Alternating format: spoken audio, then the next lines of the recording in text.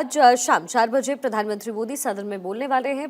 राष्ट्रपति के अभिभाषण पर उनका जवाब होगा। चलिए आगे बढ़ते हुए, नीट पेपर लीक मामले में सीबीआई की छापेमारी। बिहार में कई जगहों पर सीबीआई ने एक बार फिर से छापेमारी की है। ये नीट पेपर लीक मामले से जुड़ी हुई बड़ी खबर। सीबीआई ने इस सिलसिले में बिहार के कई जगहों पर छापेमारी की है। सीबीआई की तरफ से नीट पेपर लीक मामले को लेकर के कार्रवाई तेज है। बहुत सारे लोगों की गिरफ्तारी भी हुई है और बड़ी जानकारी मिल रही है। एक बार फिर से छापेमारी सीबीआई की टीम ने बिहार में की है। अस्मद मेरे सहयोगी कनेक्टेड हैं। अस्मद, क्या इन्फॉर्मेशन है? सीबीआई लगातार जांच तेज कर रही है और जांच की आंच जो है वो कई लोगों तक और कई राज्यों तक पहुंच रही है।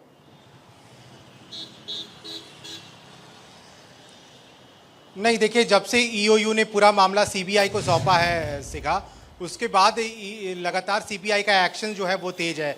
गिरफ्तारियां तो हो ही रही हैं और कई जगहों पर बिहार के भी जहां पर उन सभी जो अभियुक्त हैं, जो उसमें आरोपी हैं, उन सभी के ठिकानों पे भी सीबीआई की टीम पहुंची थी।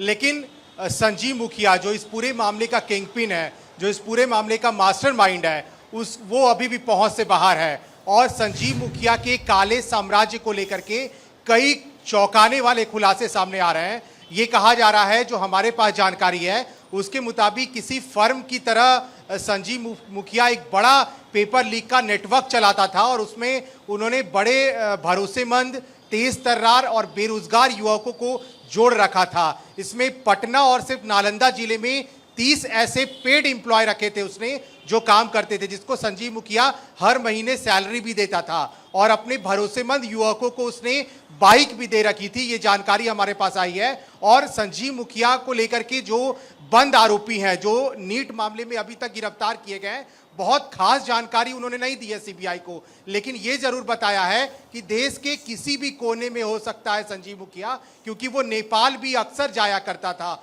और नेपाल में भी उसके कई ठिकानों पर सीबीआई की टीम जो है पहुंचने की कोशिश कर रही है और नेपाल में भी रहने का आशंका जताया जा रहा है। ये कहा जा रहा है कि जो आरोपी अभी जेल में बंद है पटना के बेऊर जेल में, जिनसे सीबीआई लगातार पूछताछ कर रही है, वो बहुत ज्यादा जानकारी तो नहीं बता रहे हैं संजीव मुखिया को लेकर, लेकिन ये जरूर कहा जा रहा है कि संजीव मुखिया ने 30 ऐसे एम्प्लॉय रखे थे जो पेड एम्प्लॉय थे, जिसे संजीव मुखिया खुद सैलरी देता था और उसमें तेज तर्रार, बेरोजगार, भरोसेमंद जो युवक थे उसे संजीव मुखिया नेटवर्क में जोड़ लेता था और फिर उन सभी को पैसे देने के बाद सभी से क्वेश्चन पेपर आउट करवाता था। और बहुत सारे ऐसे मामले सामने आए जिसमें संजीव मुखिया का नाम है, लेकिन अभी भी फरार है। अब देखना है सीबीआई के एक्शन कितने जल्दी और तेज होते हैं और वो कब तक गिरफ्त में आता है शिखा। बिल्कुल ठीक है।